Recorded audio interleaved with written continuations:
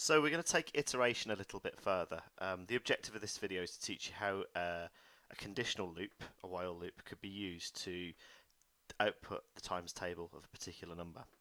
So if you look at this code here, take a bit of time to copy it up, maybe pause the video, and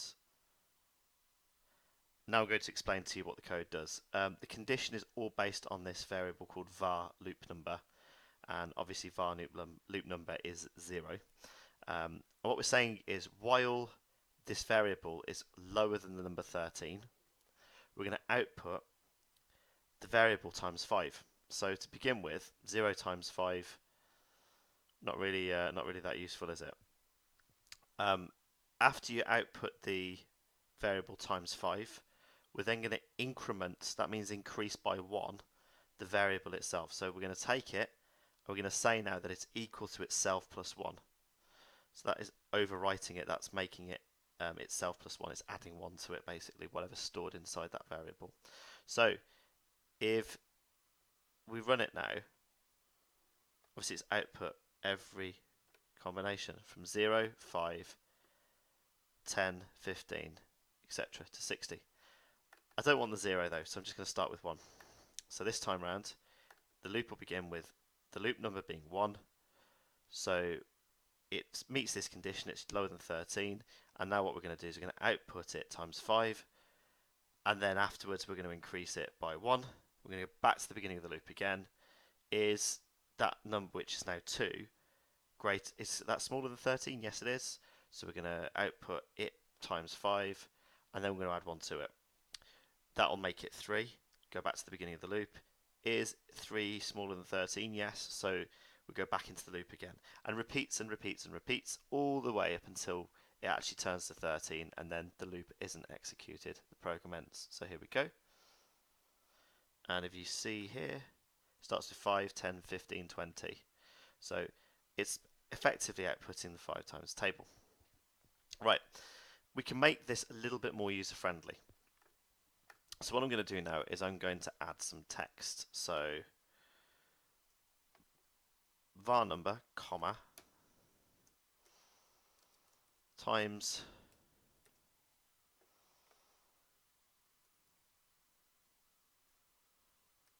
five, comma,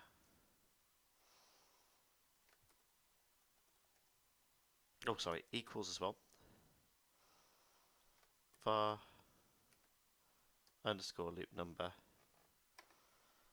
times 5. So we're actually outputting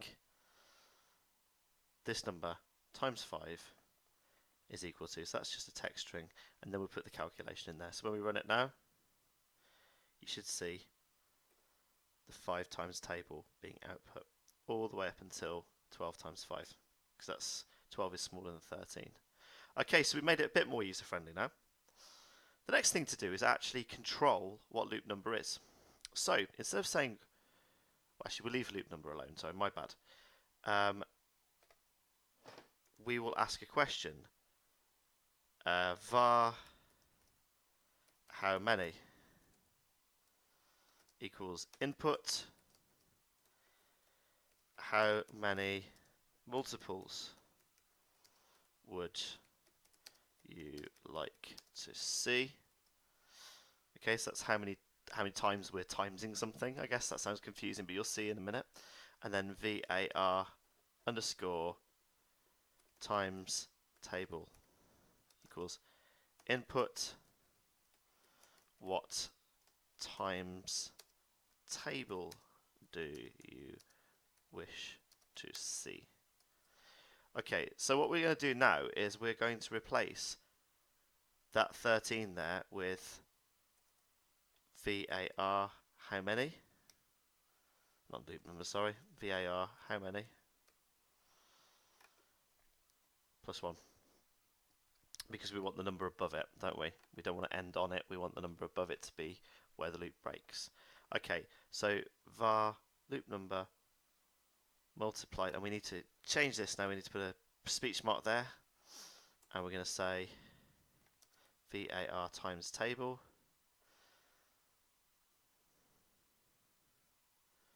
put a comma there, there's a speech marks around that little equals, and again var underscore times table. It's getting a bit confusing though, isn't it? But basically, we're just controlling what goes where. So that's your while loop. Obviously, everything inside of that fits in there. That's all the instructions. Still incrementing it by 1. So I'm going to leave all the inputs there. I've got 2 inputs now for the user. So how many multiples would you like to see? I want to see 20. What times table do you wish to see? I want to see the 13 times table. Oh, and I have made an issue. Right. So var times table. We just put int around this, around that bracket as well, and int, and obviously put a second bracket there, and that just converts the input into an actual number. So if we run it again, how many multiples? I want to see 20, and I want to see the 13 times table, and there you go. Let's pull this up a bit. So if I run it again, I want to see the first 10 multiples of the 5, 6, 7, 8, 4 times table. There you go. And look how quickly Python can output that.